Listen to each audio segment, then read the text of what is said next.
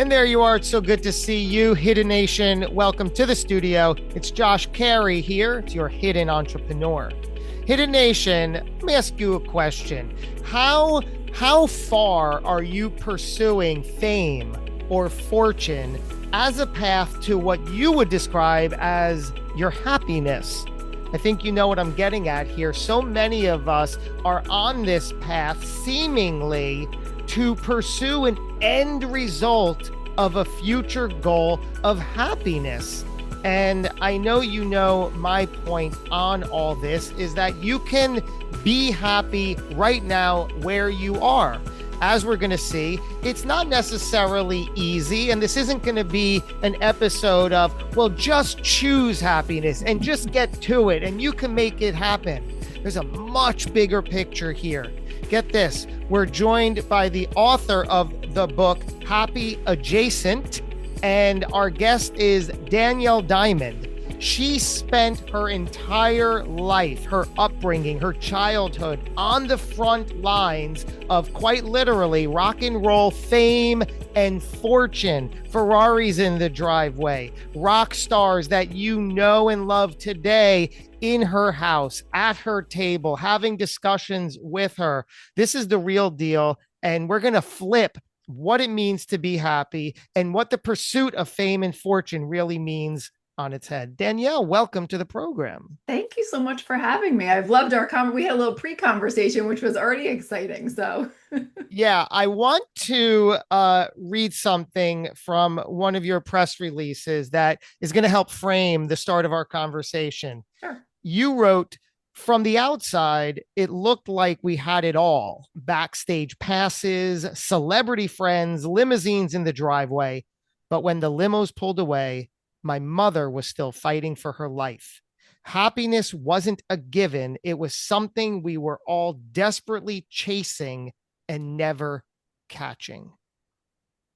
That's an extremely emotional passage that really paints the picture.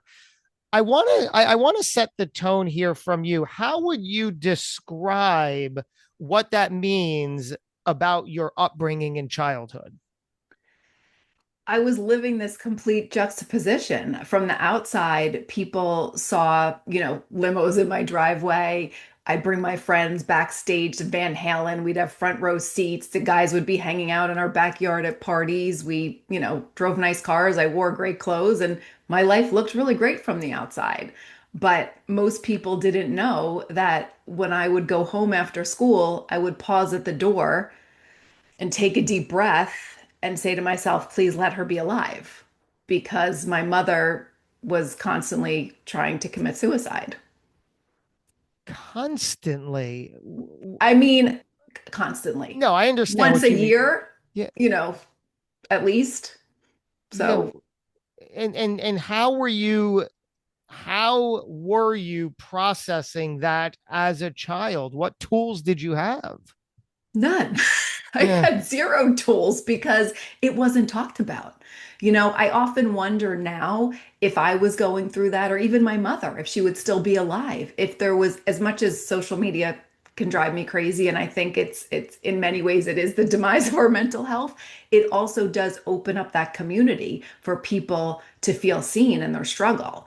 And back then there were no tools. And this started, I talk about this in my book, the earliest memory of being 4 and my mother being locked in the bathroom and my father's running around trying to find the little key that pops the lock, because usually when she was in the bathroom, the door was locked, crying, she was swallowing pills. So I knew at 4 years old where to find the activated charcoal to help my dad make her swallow it before the ambulance came. But I didn't go to therapy. I wasn't talking to anybody about it. Even my family at large, I have other relatives who struggle with mental illness and nobody wanted to talk about it. So, it was just all inside and shoved down. And you speak about the juxtaposition because on the outside looking in, you did have it all. Mhm. Your father was the inventor and creator of Kramer guitars. How big was this? What was Yeah, what did he do? He founded Kramer Guitars in the early 70s. Or well, he owned a couple of music stores, and then like mid 70s, he Kramer really started to take off. And then he wound up sitting on an airplane next to Eddie Van Halen's tour manager. And the guy was like talking to him about the guitars, and he said, "Do you want to meet Eddie?" And my dad was like, "Do I want to meet Eddie? Of course I want to meet Eddie." So he made a call. 2 hours later, he lands in LA, and he's in in Eddie's house. Hmm. And Eddie was like, "I don't know why you're not selling millions of guitars. I want to help you do this." And my dad was like, "What?" So the company from that moment on, once Eddie, came into the world of Kramer, just like took off, and you couldn't go on MTV or look in a music magazine without seeing, every rock star in the 80s playing a Kramer guitar. So it was Wow. crazy. And for the record, we know Eddie Van Halen, the guitarist of one of the most famous riffs Hmm. in history there Yeah. from Jump, right? Hmm. Wow. Yeah. So then this is what put him on the map and Mhm. gave you the lifestyle Yeah. that we're talking about, right? Yeah. So you lived in this family that did have it all on paper, but that wasn't the entrance to happiness. Hmm. No, no. And, you know, we're all taught, even back then before social media, but I'll just use now, right? Like we look at social media and there's these curated reels of perfection of highlighted what your life is supposed to look like, or we're constantly being sold the things that will make us happy, right? The house, the car, the corner office, the perfect relationship. And what I realized growing up with many of those things and also looking at all these celebrities who had them while growing up, but also, I worked at MTV for 10 years. So I got to see, as an adult, these people too, right? And I realized the people who had everything were some of the most miserable people I've ever met, because you get those things and then you think they're going to make you happy. And then when they don't, you're left feeling even more empty of like, what's wrong with me? If I have all this and I'm not happy, what's wrong? Right? So I realized that, and later on, I talk about it in the book where I found yoga, and you learn about the root of suffering, and the Buddha talks about attachment is suffering, and why we're so unhappy once we have all those things. Because if you're happy getting the thing, then you're going to be unhappy losing it. Then you get the next thing and you're happy, and then you lose it or it goes away and you're unhappy, or you realize that that's not what makes you happy. So first you Yeah. have to be happy on the inside with what is. And when we were talking about Yeah. that before, saying it's not easy. It's not like I'm sitting here going, "Oh, be grateful for your life and everything will be fine." There's still struggles. It's Yeah. not just that easy. And I want to talk about a few things. I want to talk about how you told me you did in fact in your young adult life lose it all, Mhm. right? You said the company went bankrupt. I want to touch on that. But first, I want to hear more about. Let's talk about your father for a minute in Mhm. this role when he accomplished this success.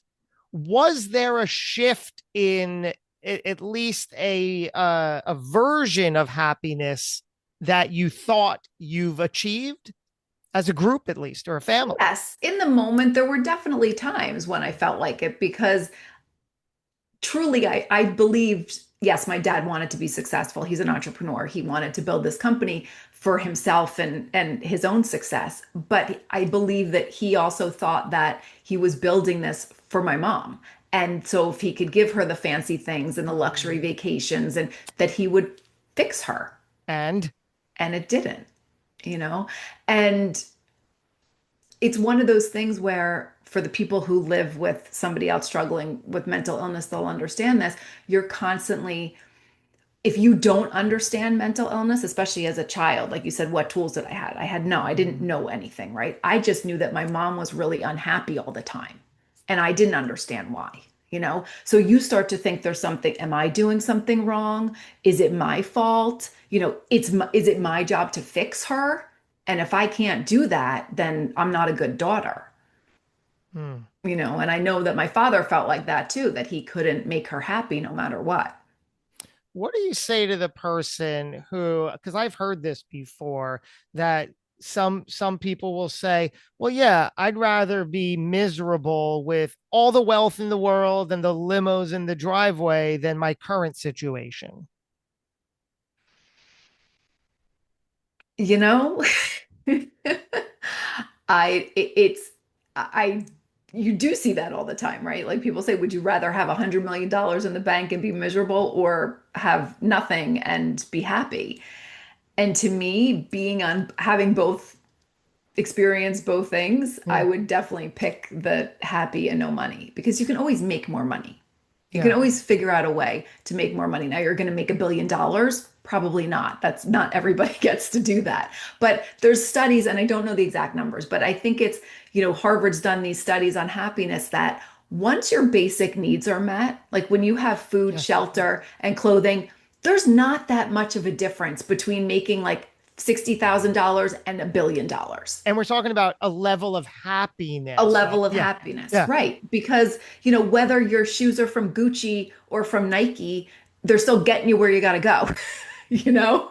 So, it's really at that point, it becomes about the people you surround yourself with and the relationships that you have. And no money can buy that. How many billionaires talk about they have all these things, but they have nobody to share it with, Or look at Steve Jobs. You have everything in the world, but you don't have your health.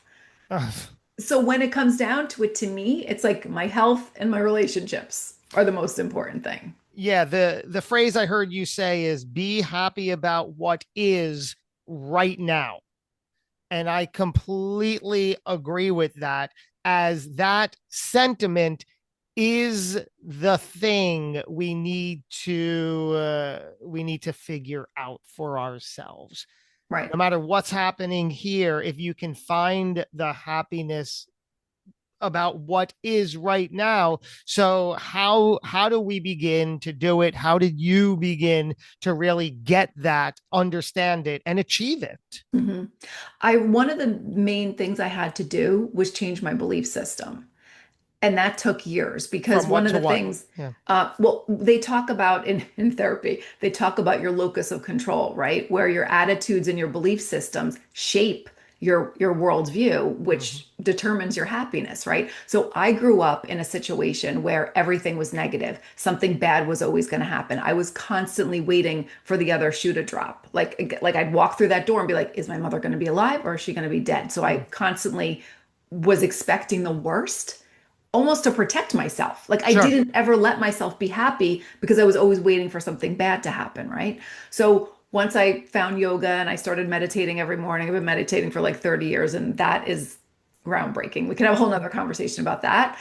But when you really sit with your feelings and what's important and you start to recognize patterns in your thoughts and you start to change them. So it's not that I never have a negative thought anymore, but I recognize it like that and I turn it around, right? So we were mentioned before we started, recording, that bad stuff happens. So if you're in the moment and you get like a horrible diagnosis or God forbid, someone dies or you know, I'm not saying that's a good thing. Of course it's not. It's horrible. Horrible things happen every day. But because of the way your belief system or your worldview is, you can choose to figure out in that situation, how am I going to take that in? How am I going to respond? How am I going to sit with that? Right? And how am I Exactly. going to use it for good? Right?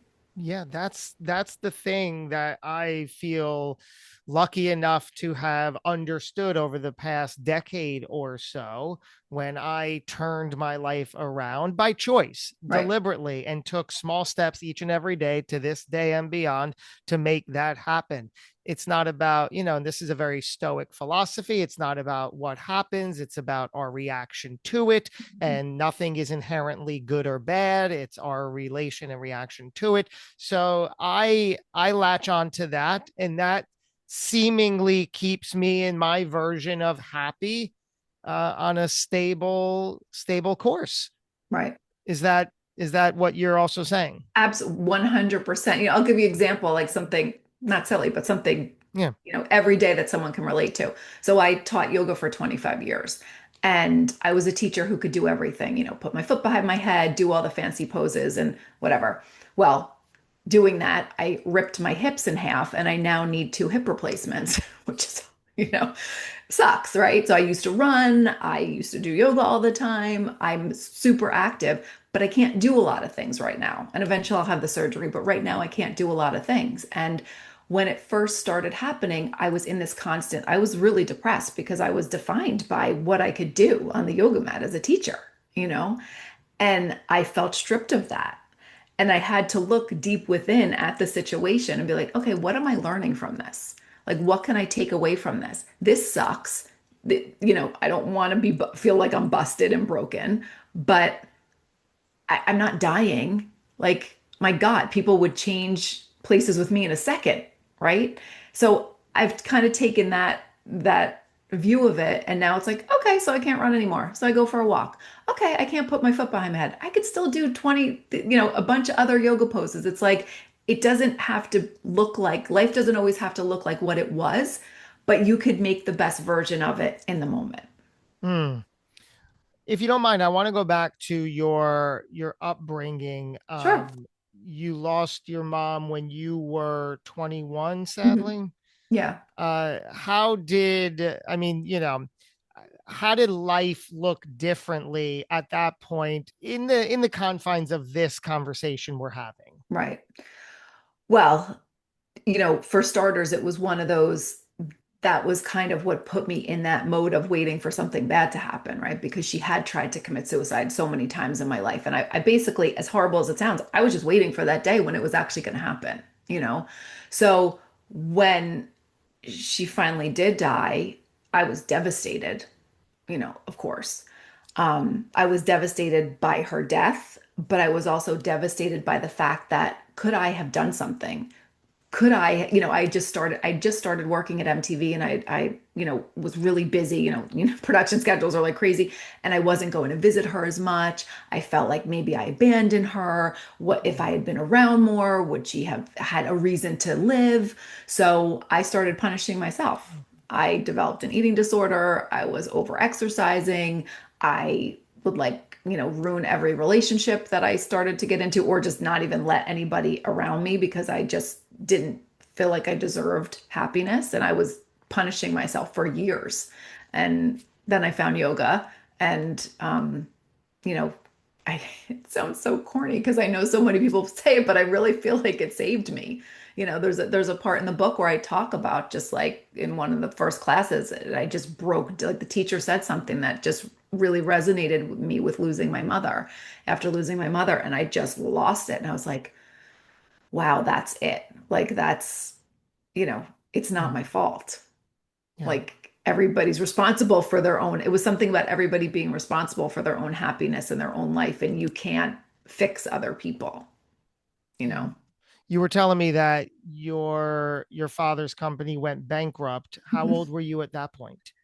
I just left for NYU. So I was about 18. So yeah, so all this time we had all this money and I never thought I was going to have to work my way through school. I thought I was just going to go to college and have fun and get my TV diploma or whatever. That And, exists.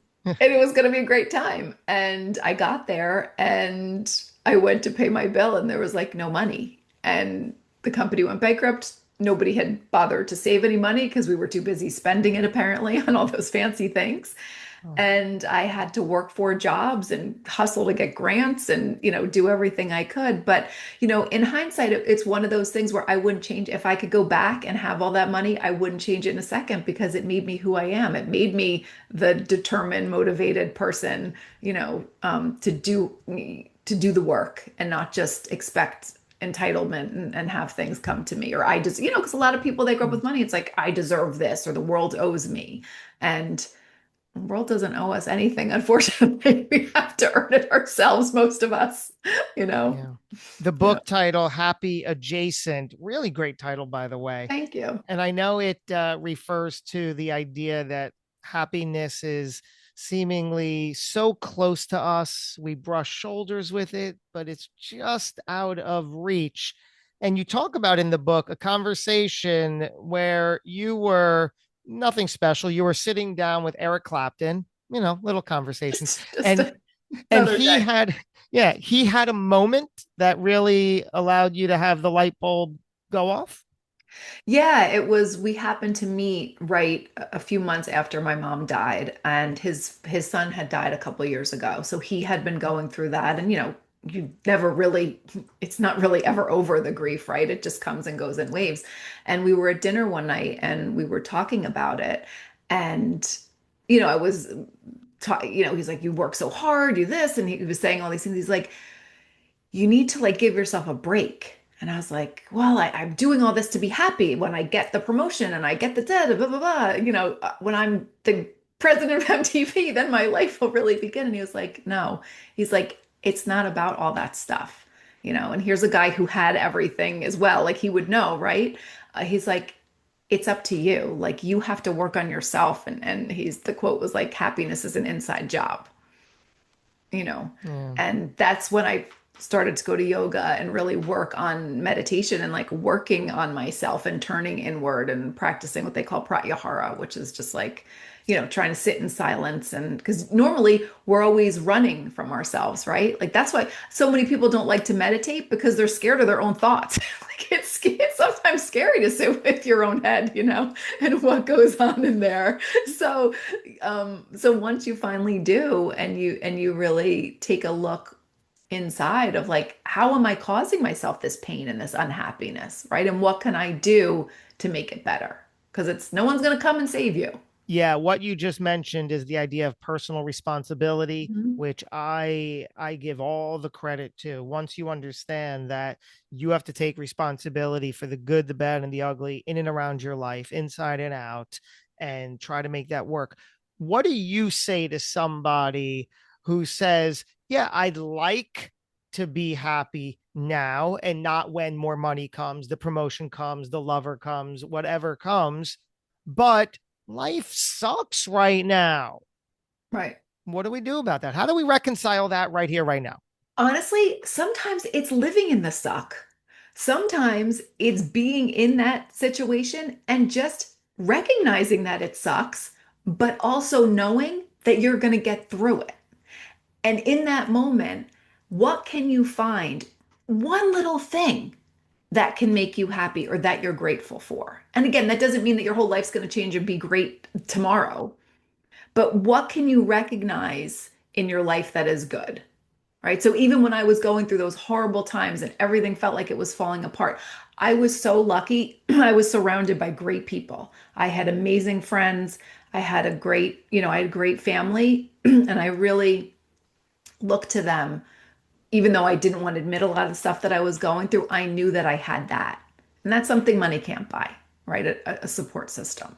So whatever that thing is in your mind, your community, your dog, like dogs, pets bring us so much joy. Whatever that little thing is, and again, it seems so silly and so simple, but when you can just recognize one little thing, it starts to change that worldview of that locus of control that will stop, turn from the negative into the positive and see possibility instead of the glass half empty. Yeah. The book Happy Adjacent. What is it? It's part memoir or full memoir. How do you describe it? It's definitely a full memoir. I really erred on the side of not trying to be a self-help book and giving people advice. My hope is that through my story and through my struggle and through, the coming out on the other side, people will find inspiration. But, it's really the story of growing up in the music business in the 80s and that juxtaposition of my mother being bipolar. There's some crazy stories like about the time we were having a party and I went upstairs and David Lee Roth left his cocaine on the bathroom floor and my dog went in and started licking it off the floor, and that was bananas. So there's a lot of funny behind the scenes stories of people, and then also things that I went through, like being bullied in high school, and because of certain things that I had, and how I got over that, and also just that aspect of living with someone with mental illness and how to get through that. Because the one thing I'll say as an adult, growing up, I didn't know you can't know what's going on in someone's mind, right? Unless you've gone through that. And I never had anxiety or anything growing up. When I was 40, my son, 45 maybe, my son had a seizure at the finish line of a race. And I flipped. All of a sudden, I was 8 years old again, finding my mother passed out on the floor and being unconscious and trying to do CPR on her at 8 years old. And after that, I started having all these panic attacks. And for the first time, I broke down one night and I was like, oh my God, this is what it felt like to be inside my mother's head. Like, have you ever had a panic attack? No. Okay. I wouldn't wish it on like my worst enemy, but it's this feeling that you literally can't control your brain. Like, you're fine and you could be just sitting somewhere but this feeling of overwhelm and like that something bad's going to happen overcomes you. And that had never happened to me before, even growing up with my mother. But it was the first time that I was like, wow, okay, you can't just make yourself okay when you have a mental illness, or you can't just wish yourself out of that situation. And thank God I'm okay now. And I went through some whatever EMDR with my therapist to get over that situation. But until you know what it's actually like, it's a whole different relationship that you would have with a person that's struggling, because you actually understand it, as opposed to just being like, oh, it's okay, you're gonna be okay. It's like, ooh, I see you. Yeah. The book is Happy Adjacent, online right now at happy-adjacent.com. Follow the book's journey there, along with Danielle Diamond. Danielle, I need a part 2. I hope you'll come back. We'll sit down and dig deeper now that we have this foundation. I can't wait to explore more with you. You're beautiful inside and out.